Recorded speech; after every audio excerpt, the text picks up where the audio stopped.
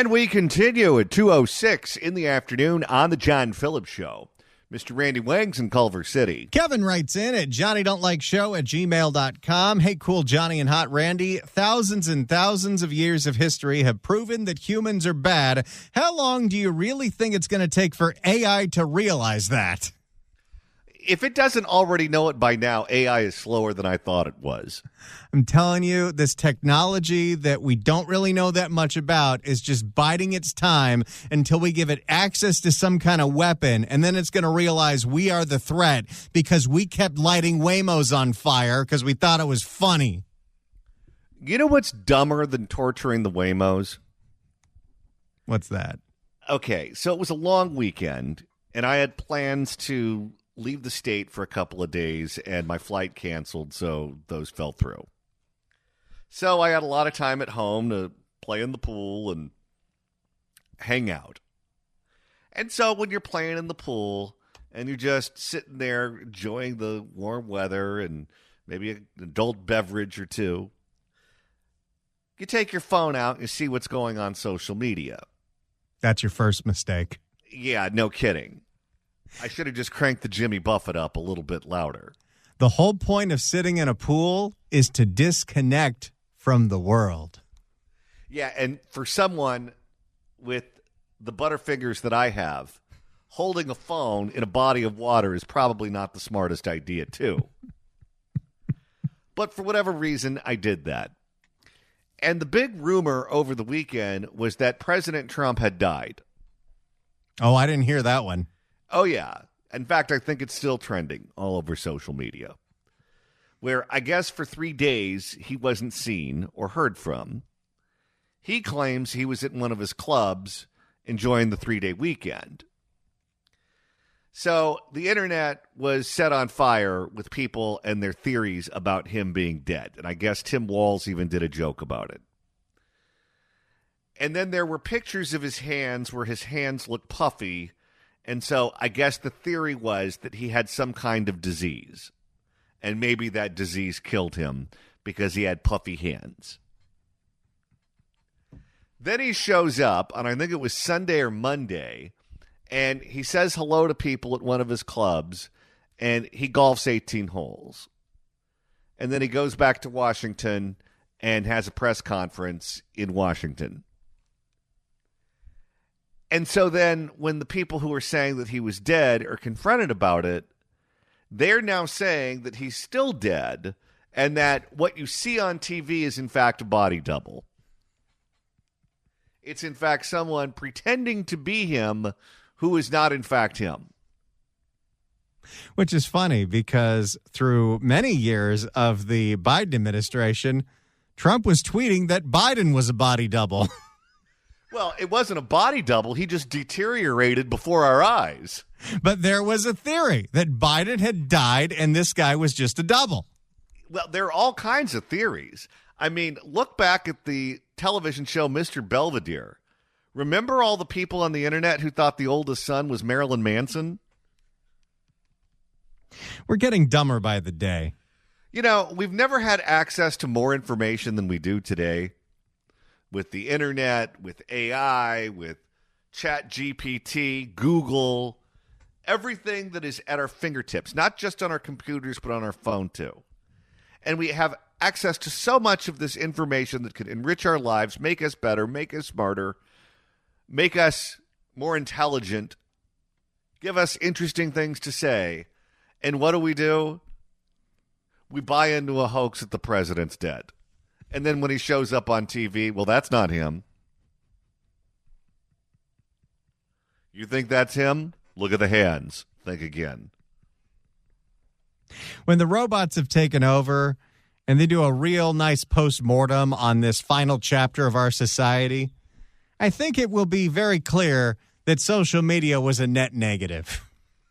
Okay, let's just talk about the subject of body doubles here for a second. Whenever they're making a movie, let's say they're making, I don't know, a new Mission Impossible, and Tom Cruise is starring in the movie, and they have to have him jump out of a helicopter, or they have to have him jump from one building to the next, something along those lines. they have a stunt double. They have a body double. They have someone who's about the same size as him, maybe even the same body type as him, maybe even looks like him, and that person will perform those acts because they're trained to do that. You don't want Tom Cruise to break his leg when he's filming an action scene in a movie so that he is not able to complete the rest of the movie. That's what happened on the sixth one. That he broke his leg? Yes, he was jumping in London from one building to another, and he wanted to do it, and he missed the jump just a little bit, and he broke his leg. You see, that's why you need to take my advice. If he had the stunt double, that wouldn't have happened. The stunt double would have broken his leg. But it's not an identical twin. It's not like Mary-Kate and Ashley Olsen. It's someone who, generally speaking, looks like the person or the same size as the person. It's not someone that could fool you into thinking that they are that person, especially when they start talking. You don't think with the right amount of prosthetics and makeup that we can get a fake president on TV? No, they'd look like bad grandpa. They wouldn't look like Donald Trump. They'd look like someone who was being Donald Trump on Halloween. That's what they want you to think, so you won't think they can really do it. Well, listen, I know there are some people that aren't particularly sharp. There's not enough booze in the world to convince you that a body double is Donald Trump. Yet, for whatever reason, the internet went all in on that all weekend. Of all the conspiracies, that's a dumb one. There are certain conspiracies, okay, I could see how you could buy into some of those. Because the government lies to us about so much all the time. But the fact that someone had died when they show up on TV a day later and conduct a press conference, and you're still not moving on from that, I don't know. It happened for like the entire run of the Biden years. People were constantly saying he was dead. Well, if you hear the man talk, you're convinced he's dead. Maybe we stop electing people that are in their 70s and 80s to run the country, and that's a bipartisan agreement. Did you see that Gerald Nadler said he's not running for re-election? He doesn't want to be forced out into a retirement home. He wants to get out while he's still Jerry. The guy without a waistline. And I don't know why he does it this way, but his neckties go past his crotch.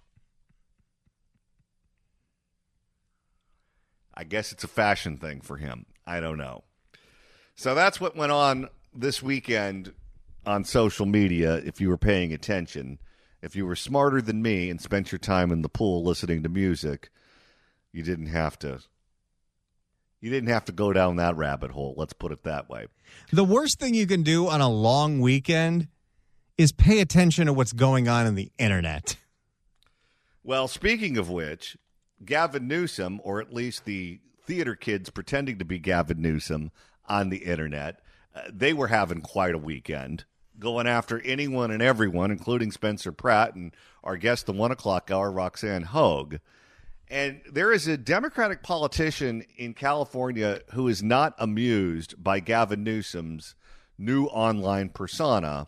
And, Randy, that person is the mayor of San Jose, Matt Mahan. Matt Mahan wrote an op-ed over the weekend in the San Francisco Standard that would like Gavin Newsom to focus less on the performative politics of social media and more on outcomes for Californians.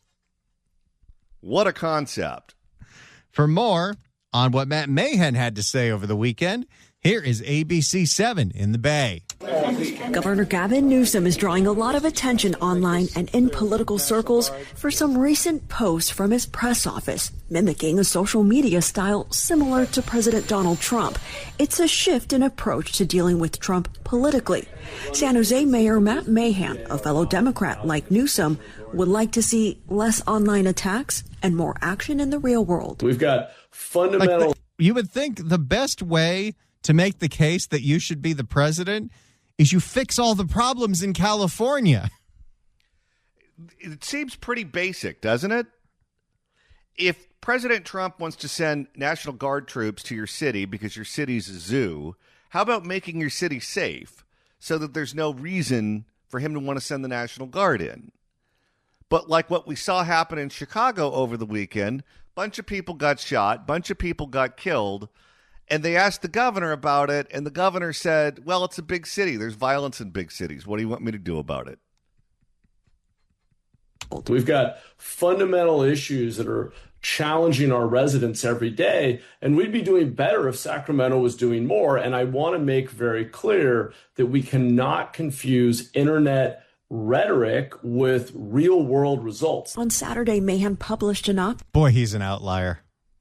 I wonder, everyone talks about Alex Padilla and Rick Caruso as potential candidates for governor, but I wonder if Matt Mahan is considering running for governor.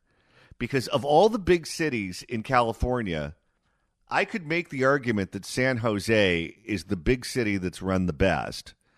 And I could definitely argue of all the big city mayors in California, he is the one with his head screwed on the straightest. Well, and there really isn't anybody in that lane that would be the centrist Democrat outside of Antonio Villaraigosa, but nobody remembers who he is. No, all of the Democrats running for governor are only talking about federal issues. None of them care about state issues. None of them have any ideas.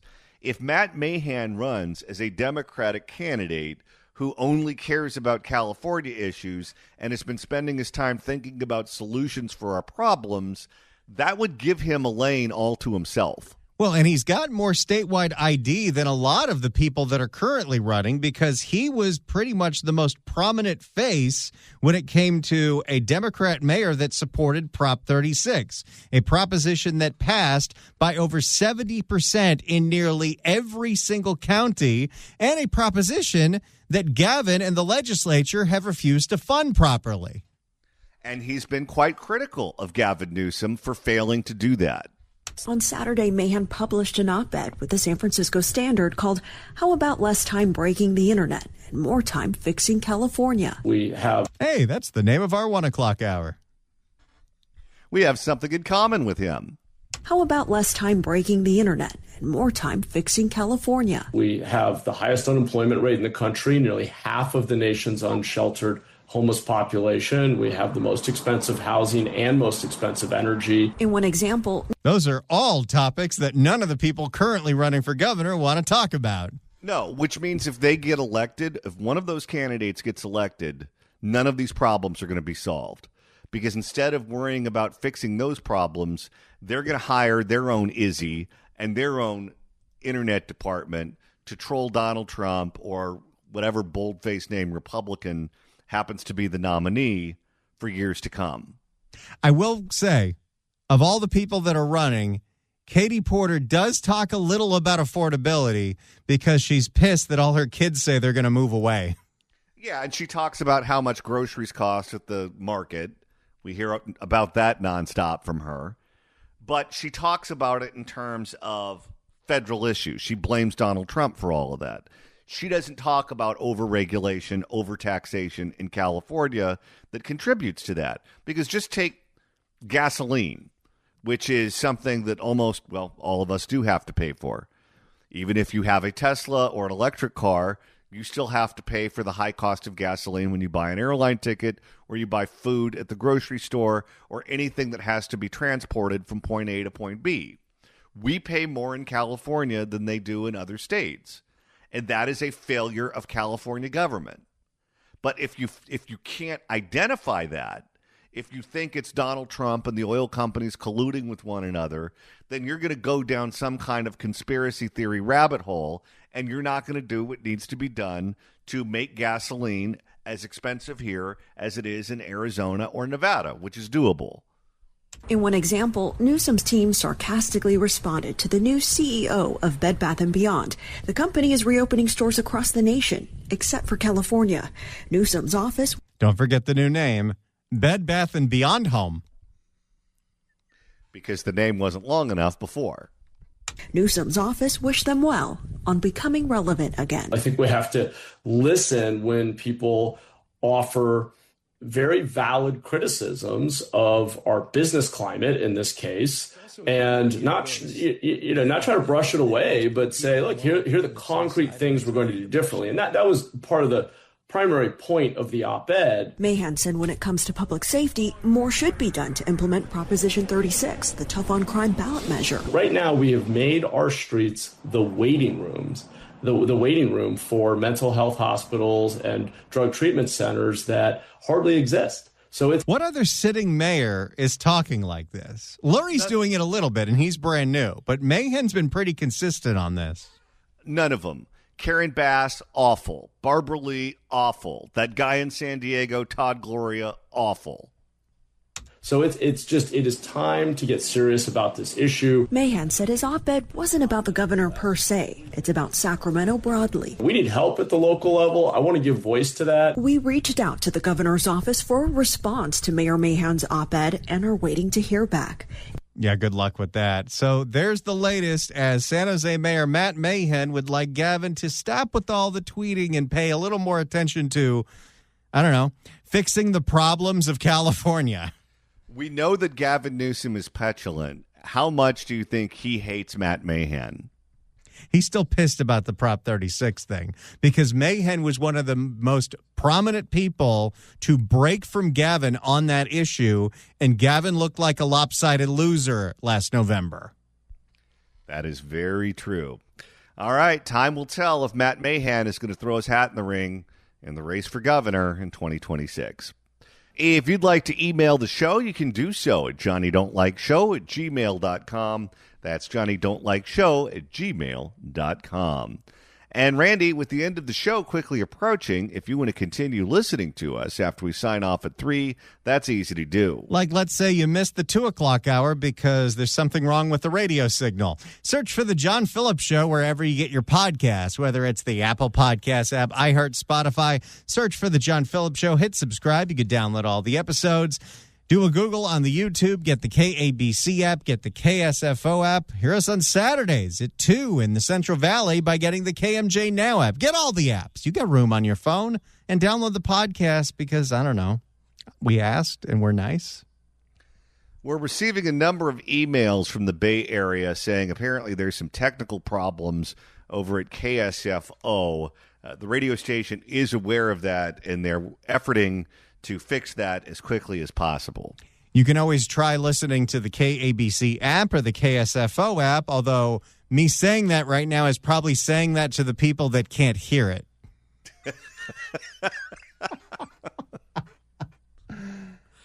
That's a good point. I'll tell you, the rain has been strange lately, where it has rained just in a downpour sort of fashion for just a very short period of time.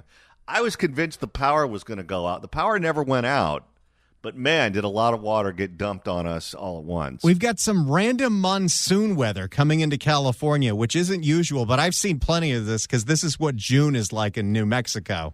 I think it came up through Mexico, north of the border, dumped a bunch of rain on us. Oh, boy. Well, there is new information out suggesting that California real estate is being snatched up by a bunch of foreigners. Maybe because real estate got too expensive for all the locals.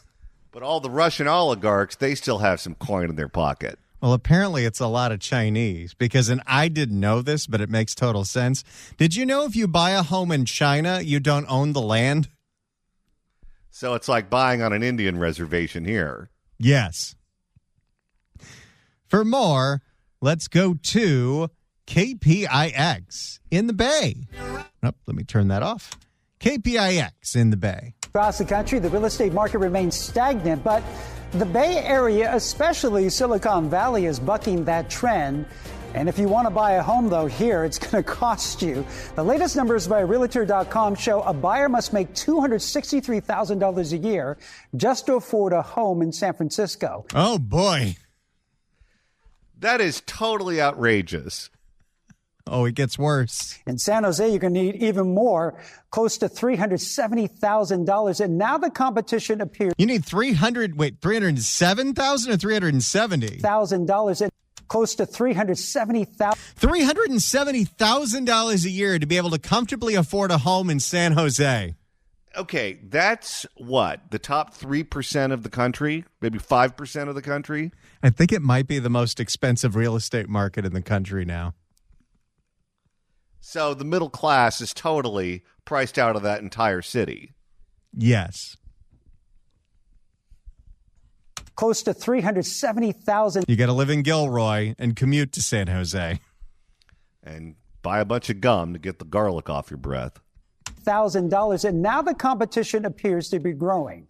For the first time since 2017, the country has seen a spike in foreign investors, with a significant number of international buyers now focusing on California.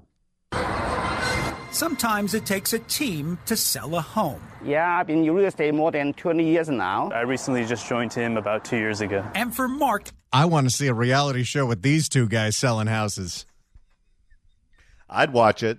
And for Mark and his son Jimmy, their latest property is a 3-bedroom, 2-bath California ranch. Well, definitely for a home like this. Okay, how much of the work is Dad doing here, and how much is the kid just hanging out? He's just showing up and enjoying some nepotism. I think Dad's making the deal, and the son he tells the kid, "Hey, go downstairs and make the place smell like cookies." Put up some little bottles of water. Well, definitely for a home like this, it's all about location. That location, the city of Sunnyvale in the heart of Silicon Valley. The home listed at $1.78 million. How long do you expect that? That seems reasonable for that part of town. No, but it's probably not a grand palace. It sounds like a small ranch-style tract home that probably needs to be updated. How long do you expect that to sit on the market? Well, I think that this house will be sold in 2 weeks. 2 weeks. That's fast, right? Well, that's kind of normal in the Silicon Valley housing market. Today, Wong says most of his... Turns out this is the place to be if you want to make money in real estate. I guess. Today, Wong says most of his buyers come from people working in tech with a lot of disposable income. About 1 of every 4 transactions are cash buyers right now. Cash buyers. Yes. Well, with these interest rates. Yeah, and I guess if you made a bunch of money because your company got bought out and they gave you a huge cut of the loot, you're sitting on a pile of cash, and with high interest rates, you might as well just pay cash for a piece of property. Well, and you look at the trend, these home prices are only going in one direction. Up, up, up. I know there are people out there that think you're going to wait for the next housing bubble to burst to get in. It's not going to happen. You're not going to see a 2008 situation again, maybe ever, but definitely not for a very long time. No, and I talked about this before, but I did a Q&A with an economist about AI and how AI will change the world. And one of the things that the economist said was that AI is going to bring the cost of goods down to essentially zero. It's going to be very cheap to buy strawberries. It's going to be very cheap to buy flat screen TVs because we're just going to make them very cheaply. The value will be placed on anything that's finite, including real estate, which means the cost of real estate is going to shoot through the roof. Yes, all cash. Unbelievable. And now more competition could be coming. According to the National Association of Realtors, the market has seen a recent spike of foreign real estate investors who bought 78,100 properties, spending $56 billion this past year. Whoa! That's a ton of money. 44% from last year. Yeah, so part of that is the slow. That's interesting when it's a 44% increase year over year of foreigners buying land in California. It shows you that they think that their markets are unstable and our market is very stable. Well, and then you combine that with the 20% of homes sold in the state that are getting bought up by private equity. If you're just trying to buy your first home in California, you've got a lot of competition that has way more money than you and can pay cash. Well, it's why so many people, when they buy their first home, are leaving the state. They have to. Yeah, so part of that is the slowdown in domestic sales. Matt Christofferson with the National Association of Realtors says that slowdown has created more opportunity for international buyers. And when we say foreign buyers, where are they coming from? So the number one origin is China. 15% come. Every time you buy cheap crap at Walmart, you're helping some Chinese guy get rich and buy one of your houses that now you can't afford. What are we getting out of this deal? China gives us COVID and we give them Sunnyvale? 15% come from China, just edging out Canadian investors, followed by Mexico. So it's Chinese, then it's the snowbirds. They like the condos. Followed by Mexico, India, and the UK, with 36% of those Chinese investors preferring to buy in California compared to other states. With California, they have proximity to China, huge business opportunities from moving to the world's fourth largest economy. Before the pandemic, Mark Wong says he sold several homes to Chinese investors who do not own the land when they buy in their native country, making the U.S. more attractive. That's such a scam. These communist countries almost force their rich people to buy elsewhere. Unfortunately for us, they decided elsewhere is here. In America, when you buy a house, you own the land under it. You own it, but they make you pay taxes on it every year. And if you don't, they'll take it from you. You tell your people, hey, I have a house with 10,000 square feet lot in America. I own the land. That is a biggie. That is a biggie. They want to brag about it. I love this guy. HGTV. That is a biggie. Yeah, they couldn't afford him. You think he has an agent? That is a biggie. They want to brag about it. As for Mark and Jimmy's Sunnyvale listing, not to boast, they received several offers, and as promised, the home sold in less than 2 weeks. And while there is a perception... Okay, what do you think the commission is on a $1.7 million house? Well, sometimes they cut it down from 6 to 5% if it's over $1 million. So let's just say 5%. Okay, so 1,700,000 times 0.05. You're making an $85,000 commission on that house. That's a pretty tidy profit. I picked the wrong line of work. And while there is a perception foreign buyers are driving up the housing market and pricing people out, according to the National Association of Realtors, overall international investors make up only 2.5% of home sales here in California. How about private equity? Oh, they don't want to tell you about that one. Oh, no, they don't.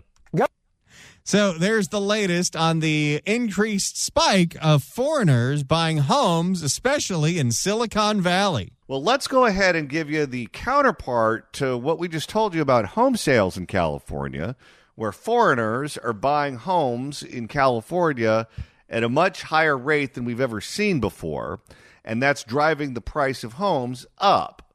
While that's going on, Randy, the same is true for rents. Rents are starting to explode in San Francisco. For more, here's KTVU, Fox 2. Yeah, exactly right. After that temporary break in rent, prices are once again surging up more than 10% over this time last year. New data indicates San Francisco's reputation for sky-high rents is well-deserved. A new report from Apartment List shows rents in San Francisco have shot up 11.5% over this time last year, and about 1.25% in just the last month. Oh, my. 11% in 1 year. How much of that do you think is directly related to the cost of insurance going up? 20% if you have State Farm. Well, 20% if you're a homeowner. If you own a rental property like an apartment building, State Farm's emergency rate hike that Ricardo Lara approved without asking for the evidence why was 47%. I bet you the spike in insurance costs is directly related to the spike in rents. That can be part of it. I think another part of it could be that Lurie's cleaning up that city and people want to move back. That's true. That puts the average two-bedroom rental in the city at a little more than $3,600 per month. If you're close to Golden Gate Park, it's worth it. Newer residents of the city say what they've seen backs up those high prices. We found that everything was close to the same price, so we just kind of kept looking until we found something nice and then went there because you can get something a lot worse for a very similar price, so that was interesting. That's one way to look for a rental. Well, if everything costs the same, you can pick whatever you want. The data say the sharpest increases are in the urban core, neighborhoods like Mission Bay and China Basin, with a lot of new construction not subject to rent control. So for me, that's the problem, is we can't stay here. We'll have to leave eventually because every year they will just keep going up. San Francisco realtor Kevin Ho said there are a number of factors at play here, including increased post-pandemic demand, renters with rent control staying in their units longer, and an influx of new workers. By the way, that's one of the problems with rent control, is people will never give up those units. They will pass them on to their children and pretend that they're still alive. Everyone has a story where they know someone that's doing that. How does a city benefit from that? They don't. Renters with rent control staying in their units longer, and an influx of new workers drawn to the growing AI industry. You have a city that's coming out of the pandemic finally. You have reduced inventory because people can't build it fast enough. And you have rent control. It's no wonder why rents have really increased. He said the high prices for rentals may actually push some renters into being buyers. With these interest rates? Yeah, it's not like they're doing you a favor if that's what happens. I mean, yeah, $3,600 for a two-bedroom does sound very expensive for renting.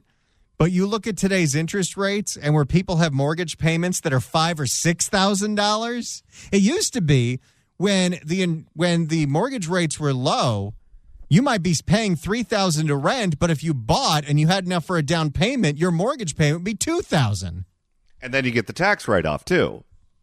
That's the interesting thing that we're seeing, is that people are making that calculation and deciding it's time to buy again, especially because condominiums have been softer recently. Some San Francisco residents... Well, you've dealt with those HOAs lately? Never again. Never again. Some San Francisco residents said they've already come to the same conclusion. Buying has actually been, a better situation, except for interest rates, of course. But prices have been better for buying, but for renting... I mean, you might have to sell a kidney to make that payment every month, but at least you got 1 month out of the way. Well, what's going to happen is people are going to continue to move out of the state. If that's what it costs to rent in a city like San Francisco, then many people will simply be priced out of the market. Yeah, San Francisco, really an outlier here. The report says that rents are up 1.1% across the state and are actually down nearly 1% nationwide. And if you're looking for a bargain, guys, Austin, Texas is the place you want to go. They saw the biggest decrease in rent year over year with a... See, so many people moved from San Francisco to Austin during COVID and thought this is the way. And then two things happened simultaneously. One, a lot of employers like Salesforce said, no, you can't work remotely full-time anymore. You got to move back to San Francisco. And two, a lot of Californians spent their first summer in Texas and said, hell no. And so now Austin is this unique place that they built all of these apartments that nobody's moving into. So, yes, rents have come down 20% there because the boom in Austin has completely flatlined. Maybe it's a buyer's market out there. It is. But again, don't go there during the summer. 6.5% drop in rent prices compared to this time last year. We're live in San Francisco. Christian Cafton, KTVU, Fox 2 News. You think you know hot until you go to Texas in the summer. Well, it can't be hotter than the deserts of California. Deserts are dry. Texas is humid. Yeah, but it doesn't get to 120 degrees out there, does it? Some places it does. Also, in California, it gets cold at night. In Texas, in the summer, I remember flying into Houston in September. We landed at midnight at Hobby. and it was 100 degrees outside. Oh, Houston has some of the worst weather in the entire nation. It is also a city built on top of a swamp with no zoning that is sinking into the ground, so good luck with that. But hey, the homes are $100,000. You know that they picked up that city from Galveston, which is nice and cool, and they moved it to Houston because of the hurricanes. Yep. Galveston I like, Houston not so much. Nice people there, good food, but oh boy is the weather there terrible. Galveston reminds me of a clean New Orleans. Same sort of food, same sort of architecture. Is that where the cruise ships take off from? Yes.